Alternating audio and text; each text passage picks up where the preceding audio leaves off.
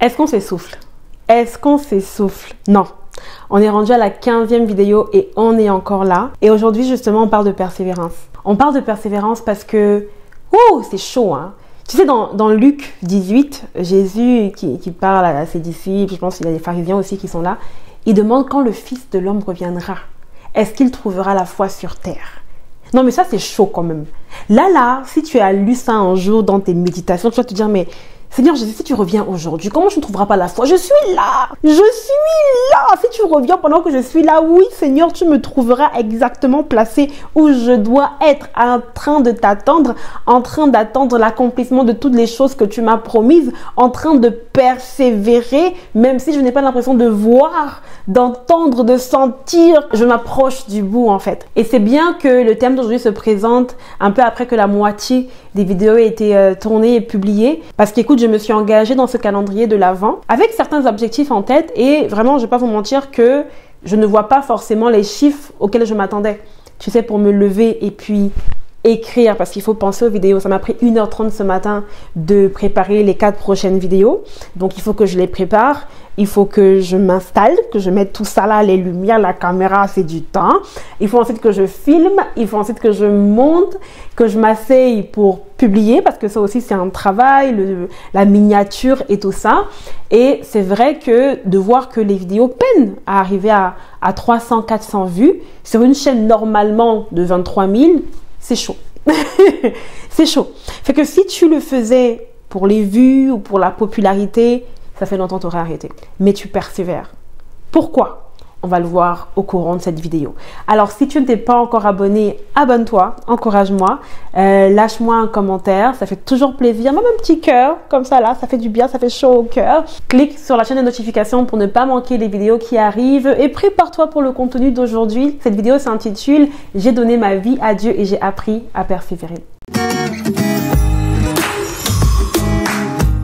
Avant qu'on ne rentre dans la vidéo, je tiens juste à te rappeler que moi je t'attends samedi 21 décembre 2024 à la Maison de la Bible, ici à Montréal. Je t'attends, j'y serai pour une rencontre dédicace. J'aurai avec moi mon tout dernier livre, La splendeur au lieu des cendres. Ok, donc sois là, je t'attends, je suis là, on va échanger, on va avoir du fun, on va parler, je vais parler de vos chemins de persévérance. Tu vas pouvoir me dire, mais c'est quoi les points de ta vie où c'est chaud ces derniers temps de persévérer, pourquoi tu as du mal? Et puis j'espère que j'aurai au moins une parole encourageante. Donc je t'attends samedi le 21 décembre. Il est important pour moi de parler de persévérance parce que je ne voudrais pas que vous fassiez la mauvaise idée. Je ne voudrais pas que vous regardiez mes vidéos et vu que vraiment elles s'enchaînent et c'est un jour après l'autre et puis c'est un miracle après un autre, un accomplissement d'une promesse après un autre. Comme je suis en ce moment ici devant vous et que vous voyez qu'il y a un certain nombre de choses dans ma vie qui ont été réglées, que vous disiez ouais mais ça a été facile pour Samantha, c'est arrivé vite. Non, vraiment faut pas te tromper. Il ne faut pas te tromper. J'ai beau te raconter ça vite fait en 20-30 minutes, je peux t'assurer que quand j'étais dedans là, je sentais comment j'étais en train d'être pressée. La Bible dit que vraiment, il te passe au creuset comme de l'argent. Donc, je sentais comment j'étais en train d'être pressée et ça n'a pas pris 1 minute. La résolution de mes papiers a pris 4 ans. Ça a pris 4 ans pour que ce problème-là soit réglé, entre guillemets. J'aurais pu le faire arriver en 1 mois, en 1 semaine. Il y a des gens qui prient pour des titres de séjour 30 jours parce que c'est là, c'est pressant, ils le reçoivent. 4 ans. Entre le moment où le Seigneur me dit pour la toute première fois qu'il a quelqu'un pour moi, je pense en printemps 2015 et où je me marie en août 2020, c'est 5 ans mon ami. 4 ans c'est cool. Entre le moment où je commence à prier avec insistance pour récupérer ma fille et au moment où effectivement je la reçois au Canada et on peut enfin vivre ensemble. 4 ans. Un autre 3 ans à peu près qu'il faut compter entre le moment où je quitte mon travail à la banque et où je commence enfin à avoir une idée de ok, à peu près à quoi est-ce que ma vie va ressembler, c'est quelle carrière que je vais. Jusqu'à présent, je ne fais pas encore le salaire que j'espère faire, même avec toutes mes activités. Donc, je suis encore en attente d'atteindre un niveau où je juge que mon salaire est comparable à celui qui travaille son 9 à 5 tous les matins, quoi. Parce que j'ai choisi de ne pas faire ça parce que Dieu m'a dit qu'il avait quelque chose de différent pour moi. Donc, je suis sortie du travail traditionnel, là, le 9 à 5, mais ça fait forcément donc que j'ai un salaire qui est moins élevé et moins important que celui qui fait son 9 à 5. Et ça fait 4 ans, tu comprends? Donc, je veux vraiment que tu comprennes que tout le monde, dans sa vie chrétienne, dans son cheminement chrétien, est appelé à persévérer. Le meilleur moyen de perdre un combat, qu'il soit spirituel ou autre. Même si pour moi, je pense que la plupart des combats commencent dans le spirituel anyways. Le meilleur moyen de passer à côté de quelque chose, le meilleur moyen d'échouer, le meilleur moyen de ne pas recevoir une promesse que Dieu nous a faite, c'est d'abandonner. C'est d'arrêter de persévérer. Le meilleur moyen de vraiment de vivre une vie de défaite sur cette terre, c'est de lâcher prise, c'est d'abandonner. Parce que quand tu abandonnes, ça devient vrai, le mensonge du diable. Parce que ce qui est sûr, c'est que si tu abandonnes, tu ne verras pas d'accomplissement. Si tu abandonnes, tu ne verras jamais ce que Dieu voulait faire. Donc, si tu abandonnes, le mensonge du diable qui était que ça ne se ferait jamais, ben, tu es en train de... C'est-à-dire qu'à cause de toi, le diable devient quelqu'un qui dit la vérité. Oh, imagine. Est-ce que tu as vraiment envie d'être la personne à cause de qui un mensonge du diable devient réel dans ta vie? Non, refuse. Et tu sais, c'est fou parce que les chrétiens sont souvent plus prompts à abandonner. Il n'y a pas si longtemps, j'étais sur Instagram et il y avait une chrétienne qui était en train de parler du fait que, ouais, elle pense qu'elle va abandonner la foi parce que c'est trop difficile, elle souffre. Elle est tout à fait consciente que en retournant dans le monde, elle souffrira quand même, mais elle préfère gérer la souffrance dans le monde parce que pour elle, elle n'arrive pas à connecter, elle n'arrive pas à comprendre le fait que Dieu l'aime, mais Dieu permet sa souffrance. Donc, elle préfère autant être dans le monde où les gens ne savent pas ou ne comprennent pas que Dieu les aime et puis vivre leur souffrance. C'est illogique. Il n'y a pas de logique dans quand le diable veut t'emmener à tomber ou rétrograder là. Il n'y a pas de logique dans ça. Mais tout ça vraiment, ça me fait réaliser que pour une raison ou pour une autre, les chrétiens sont vraiment plus aptes ou emprunts ou ils abandonnent plus facilement que dans le monde. Des fois, moi, je lis les histoires les plus inspirantes, entre guillemets, là, c'est des histoires dans le monde. On te parle de personnes, moi, j'aime bien l'actrice Meryl Streep, un de ses professeurs de acting, je sais pas comment ça s'appelle. Comment ça s'appelle? Un professeur de théâtre, je ne sais pas comment il s'appelle, mais en tout cas, c'était un de ses professeurs qui lui a dit qu'elle est trop laide, elle ne peut pas percer. Parce que vraiment, les actrices laides comme ça, là, ne percent pas dans la vie. Non, on peut être méchant comme ça. Et aujourd'hui, regarde là, elle collectionne les récompenses et les prix en fait. Michael Jordan aussi, je pense que c'est quand il était au lycée ou quelque chose comme ça que son coach du lycée lui a dit, écoute, tu n'as aucune chance d'y arriver. Et puis il explique que tous les matins, à 5 heures du matin, avant d'aller à l'école, il était dehors en train de jouer en fait. Celui de KFC alors, je ne me souviens même plus de son histoire, mais il me semble que il a fait plus de 1000 tentatives. Donc, il a cogné à la porte de plus de 1000 restaurants. Et on lui a tous dit non, on ne veut pas de ta recette. Aujourd'hui, là, il est KFC. Je trouve ça aberrant. Je comprends parce que le diable est particulièrement après notre foi. Tu sais, c'est ce que le diable veut. Je crois que je vous l'ai déjà dit dans plusieurs vidéos. Le diable veut que tu abandonnes ta foi. Le diable veut que tu laisses faire, que tu dises que tu sais quoi, ça ne vaut pas la peine. Marcher avec Jésus, c'est caca d'air, j'en veux pas, je claque la porte. Et puis quand tu pars, il est content, tu as tout perdu. Donc, il a même peut-être plus à gagner, entre guillemets, à aider les gens dans le monde à percer. Parce qu'une fois qu'ils vont percer, il y aura tout un autre univers de péché, on va dire, qui va s'offrir à eux, plutôt que de laisser les gens dans la chrétienté et dans la foi percée. Donc, parce que tu sais que le diable en a après ta foi, c'est une raison de plus de ne pas lâcher prise. Romains 5, 3 à 4 dit, « Bien plus, nous nous glorifions même des afflictions. » Ça, ce passage m'a toujours venu me chercher. Parce que je me suis toujours demandé comment est-ce que Paul s'attend à ce que je sois joyeuse quand quelque chose de mauvais m'arrive. Mais ce que Paul dit en fait, il dit que quand quelque chose de mauvais t'arrive, pas joyeux dans le sens où tu vas célébrer un deuil dans ta vie ou quoi que ce soit, non, mais qu'au fond de toi, tu dois te dire que, oh, voilà une autre occasion de victoire. Voilà une autre, c'est-à-dire que l'ennemi est venu frapper pour que je tombe. Mais voilà une autre occasion de gloire dans ma vie. En fait, c'est comme ça que je comprends ça, qu'en fait, chaque affliction qui arrive, chaque difficulté qui se présente à toi, chaque raison que tu as de persévérer, chaque chose qui t'est refusée, entre guillemets, chaque chose que tu ne reçois pas tout de suite, chaque promesse que tu attends trop longtemps, c'est une occasion de rendre gloire à Dieu. Donc, tu dois te dire que oh, il y a une gloire qui va sortir d'ici là, qui est plus que ce que je peux comprendre. Paul poursuit en disant, nous nous glorifions, sachant que l'affliction produit la persévérance. Il n'y a pas de persévérance s'il n'y a pas de lutte ou de résistance. Il n'y a pas de raison de persévérer si tout est facile. Tu te lèves, non, il n'y a pas de... Tu sais, c'est tellement humain de vouloir abandonner. Je ne sais pas si je retrouverai la vidéo, mais mon fils essaie de faire une tour avec des Legos. Et sa tour ne tenait pas. Il a essayé et au bout de la 4e fois, il s'est énervé, il a tapé la tour et puis il est parti. Donc c'est humain de vouloir arrêter en fait. Mais tu dois te battre contre cette réponse humaine que tu as en toi, cette réponse charnelle. Donc l'affliction produit la persévérance et la persévérance produit la victoire dans l'épreuve. Il n'y a pas de victoire s'il n'y a pas de persévérance. Et cette victoire, à son tour, va produire l'espérance. Parce qu'à chaque victoire que tu auras, ça sera un rappel qu'en fait, Dieu est vrai. Chaque affliction que j'ai eue, chaque difficulté que j'ai vécue, chaque chose qui a pris 1 an, 2 ans, 3 ans, 4 ans, 5 ans, chaque défi que j'ai eu, chaque lutte qui d'après moi a duré plus longtemps mais qui s'est soldée par une victoire, m'a permis de gagner toujours un peu plus de terrain, m'a permis d'avancer toujours un peu plus, m'a permis d'étendre ma tente. Des fois on aime s'inspirer des promesses que Dieu a données à Israël pour prier que « Oh Seigneur, étends ma tente ». Ta tente va s'étendre par l'affliction. Quand tu pries étends ma tente, là, fais très attention. Les tentes ne s'étendent pas seulement comme ça pour le plaisir, la beauté, non. Les tentes s'étendent dans la difficulté. Les tentes s'étendent. En fait, il faut que tu réalises que tu ne pourras savoir quelle est l'ampleur, la force, la puissance, entre guillemets, la taille de ta foi que si elle est mise à l'épreuve. Alors, c'est pour ça que l'épreuve existe et la façon de passer, d'arriver à l'autre bout, en fait, d'absolument passer au travers.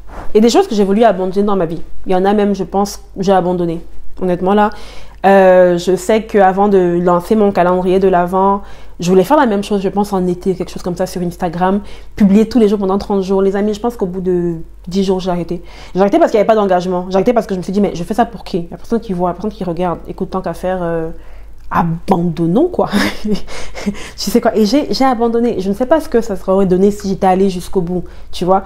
Des fois les gens me regardent et m'écrivent sur Instagram, oui Samantha, comment tu as fait pour YouTube, arriver à ce chiffre là. J'ai continué, j'ai commencé en 2019, j'ai commencé en anglais, c'est une longue histoire, mais voilà, j'avais commencé en anglais, ça n'avançait pas beaucoup. Et ça n'avançait même presque pas du tout. J'avais une amie, je lui rappelle ça tous les jours. Dès qu'elle me voyait, elle me dit « Ah, Samantha, seulement 165 abonnés, ça avance pas beaucoup. Hein. » Et je dis « Mais pourquoi la fille vient me rappeler ça ?» Et puis, j'ai poursuivi. 2020, j'ai repris parce que j'ai arrêté. 2019, j'ai arrêté au bout d'un certain temps. J'étais fatiguée. J'étais comme ça avance pas, ça sert à rien. Je pense que pendant au moins 6 ou 7 mois, j'ai arrêté. J'ai repris en octobre 2020. Et là, effectivement, j'ai été fidèle. J'ai persévéré. La fidélité, les amis. La fidélité. On parle de la fidélité de Dieu, mais tu es emmené toi-même à être fidèle. Tu es emmené toi-même à garder la position et le poste que Dieu t'a donné. Tu es emmené toi-même à persévérer. Et je sais que c'est difficile. Je ne vais pas aller chercher un exemple trop loin dans mon passé. Je vais te prendre ici récemment cet été. L'année dernière, en novembre, Dieu m'a parlé de ce livre. En fait, il m'avait déjà parlé de ce livre un peu plus tôt dans l'année. Donc, je savais qu'il voulait que j'écrive un livre qui allait porter sur mon témoignage. Il m'avait déjà donné le titre, La splendeur ou le descendre, mais c'était pas encore totalement clair dans mon esprit. Et c'est vraiment à partir de novembre que les idées, ou octobre ou novembre de l'année dernière, que les idées ont commencé à se placer et que j'ai pu commencer à écrire le livre. Et à la même période, il m'a parlé d'une conférence qui avait le même titre. Je pense que vous avez entendu parler de ma conférence, celle que j'ai donnée, la toute première conférence que j'ai donnée cet été, La splendeur ou le descendre. Sors de ta prison, Christ t'a libéré, donc sors de ta prison. Et quand il m'en a parlé, en fait, c'était beaucoup de choses à faire. Ok? Donc, j'ai déjà beaucoup de choses à faire. Le ministère, c'est beaucoup. J'ai un travail, c'est un travail à temps partiel, c'est du travail quand même. Je suis maman, j'ai la maison. Donc, me mettre un livre. Et la vérité, c'est en fait que ce livre que vous voyez là, il était 2 fois plus gros que ça. Dieu me faisait écrire et écrire et écrire. Le projet sur lequel je travaillais en ce moment-là, c'était la traduction d'un livre aussi qui était volumineux, donc ça m'épuisait. La conférence, la préparer, m'épuisait. C'est pour ça que vous n'avez pas vu beaucoup de vidéos de moi ou de création de contenu, parce qu'en fait, j'étais absolument drainée. Et je me suis souvenue, je pense que je vous ai dit au début de la vidéo que ça fait 4 ans que j'ai quitté un travail traditionnel pour m'engager dans ce que je crois que Dieu veut pour moi. Et une grosse partie, c'est le ministère. Et j'ai pas encore vraiment vu les retombées, en tout cas sur le plan financier, de ce choix que j'ai fait. Tu comprends? Donc, il y avait un moment, cette frustration en moi. Les amis, J'avais des deadlines à laquelle je devais finir mon livre qui étaient interminables avec c'était trop en fait. Et un soir, j'étais assise devant mon ordinateur, j'étais en train de travailler, il était 23h, je me suis juste mise à pleurer. J'étais fatiguée, j'ai dit à Dieu, donne à quelqu'un d'autre. Je lui ai dit franchement, je suis fatiguée. Je pense sincèrement, Seigneur, que j'en fais assez. Je pense que c'est trop sur mon plateau. I'm tired. Give it to someone else. On est plusieurs ici au Québec. Donne à quelqu'un d'autre, j'en peux plus. Et j'étais en train de pleurer, mon mari est venu, il passait par là. Je pense qu'il venait me dire bonne nuit parce qu'il allait se coucher. Il était 23h et il m'a vu juste devant mon écran, juste avec mes larmes qui étaient en train de couler. Il a fermé mon ordinateur, il m'a emmené en haut, on s'est couché, il a prié pour moi. J'étais prête à abandonner en fait. J'étais prête à dire, mais Seigneur, pourquoi en fait je suis en train de faire tout ça? Pourquoi est-ce que je n'ai pas atteint encore le salaire entre guillemets que je pense que je devrais atteindre? Il y a des choses que je ne suis pas encore capable de faire. En plus, finalement, même la conférence s'est passée et en termes encore du nombre de personnes que j'attendais, ça n'a pas été ça. J'aurai le temps de vous en parler dans les vidéos qui arrivent. Et donc, j'étais vraiment prête à abandonner, à dire, Seigneur, tu sais quoi? Je ne vois pas l'intérêt. Je suis fatiguée. Le Seigneur m'a rappelé qu'il est le rémunérateur de ceux qui le cherchent. Oui, faveur mon coco, on pense à toi. Wolololo. Il m'a rappelé que il n'y a personne qui persévère. Il n'y a personne qui se montre fidèle et qui ne recevra pas de récompense. Alors oui, ça fait longtemps. Alors oui, je bosse. Les amis là, pour le Seigneur là, je bosse. Je veux que tu réalises qu'entre 2021 et 2024, c'est 3 ans, 21, 22, 23... Bon, on va dire 4 ans. Mais je veux que tu réalises que dans cet espace-là, j'ai publié 5 livres. 2 livres, 2 journaux, parce qu'il y a un deuxième journal que je ne vous ai même pas encore parlé de lui, mais il existe. Je l'ai publié depuis septembre. Je vous en parlerai au cours des jours qui arrivent. Donc, j'ai 2 journaux, 2 livres, que là, si tu tapes sur Amazon mon nom, tu vas les trouver en 4 ans. J'ai 2 e-books, ça fait 6. Il y a le ministère Veille sur ton cœur. On a publié près de 180 articles, sachant qu'au début, la première année et demie, j'écrivais presque tous les articles. Il y a les programmes d'accompagnement de Veille sur ton cœur. Il y a la relation d'aide. Il y a mon diplôme en théologie que je vais finir la session prochaine. Je bosse. Ok? Et sur ça, là, il y a ces vidéos que I'm tired. Je ne peux pas vous mentir. Des fois, je me lève comme ça et je dois me lever, je dois faire des vidéos. Je regarde le temps que ça va me prendre ensuite de me lever et de les monter. Je suis fatiguée. Mais je suis encore là. Parce que celui qui m'a confié la mission ne m'a pas encore demandé d'arrêter. Parce que celui qui m'a confié le nombre de talents, comme dans la parabole de talents, s'attend à ce que je produise. J'ai hâte qu'ils me disent que c'est bon, on peut s'arrêter pour le moment.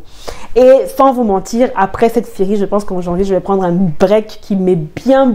C'est-à-dire que vraiment que j'ai hâte de prendre, mais je vais continuer de persévérer parce que je suis consciente et je l'ai vu par le passé que c'est ça qui va m'apporter la victoire.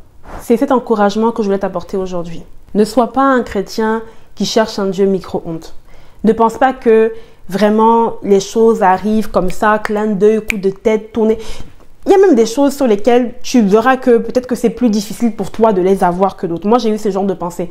J'ai des pensées où je me suis dit, mais attends, pourquoi est-ce que certains, c'est plus facile? On dirait que vraiment, ils se lèvent et puis Dieu a déjà fait, ils tournent comme ça, là, c'est déjà déposé. Alors que, moi, pour les mêmes choses, je dois ramer. Et chacun sa destinée, chacun son appel, à chacun la victoire que Dieu veut qu'il atteigne et qu'il obtienne. On n'a pas tous vécu les mêmes choses. On n'est pas tous appelés à vivre les mêmes choses. Même quand tu regardes les prophètes, chacun a eu sa part de difficulté, chacun a eu sa part de facilité.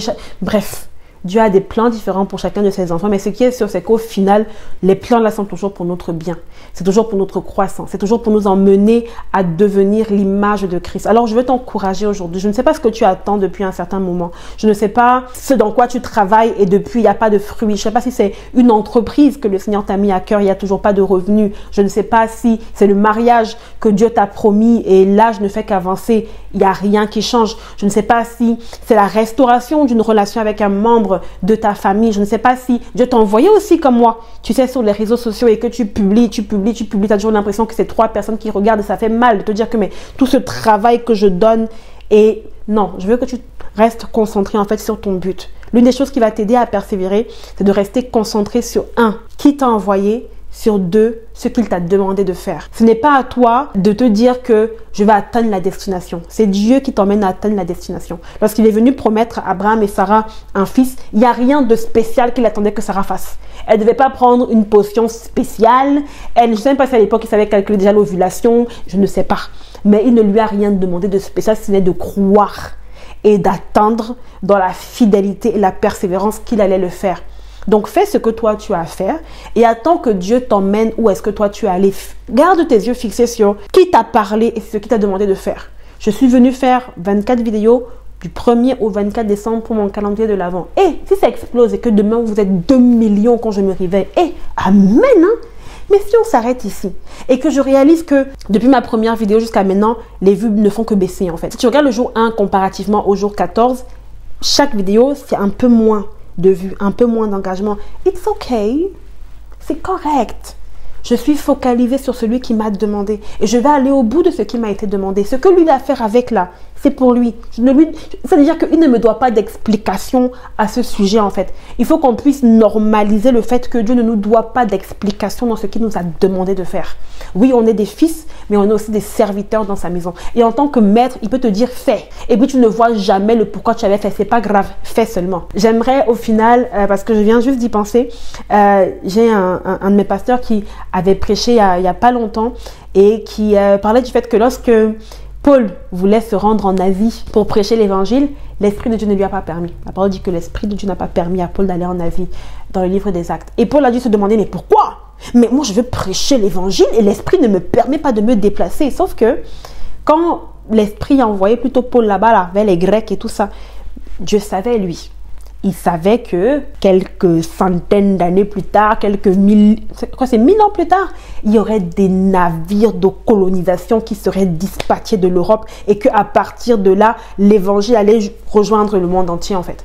Donc Dieu savait, même si Paul ne savait pas, et que Dieu n'a pas pris la peine, en tout cas, là, il y a une dans la Bible qui l'a fait, d'expliquer à Paul pourquoi telle ou telle autre décision en fait. Donc reste fixé sur j'ai reçu ce que j'ai entendu, je vais aller jusqu'au bout et je vais prier pour rester fidèle. Ça va te prendre de prier, ça va te prendre de t'entourer de personnes qui vont t'accompagner, qui vont te porter, qui vont valoriser ce que tu as à offrir. Et je veux que tu saches également que Dieu valorise ce que tu offres. Je veux que tu saches que Dieu valorise ton offrande, qu'il n'y a pas d'offrande trop petite, qu'il voit la fidélité que tu as déjà démontrée. Il voit ce que tu as fait et il sera avec toi pour t'aider à tenir jusqu'au bout. Mais mon frère, ma soeur, tiens jusqu'au bout parce que c'est une assurance.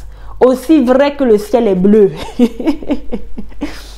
Dieu est le rémunérateur. Ça veut dire que Dieu récompense ceux qui le cherchent et tu auras assurément ta récompense. C'est tout ce que j'avais pour toi aujourd'hui. J'espère que cette vidéo t'a béni. N'oublie pas, je t'attends le samedi 21 décembre à la Maison de la Bible de Montréal à partir de 14 h pour une rencontre dédicace. L'entrée est totalement gratuite. Si tu ne t'es pas abonné, c'est encore le moment de le faire.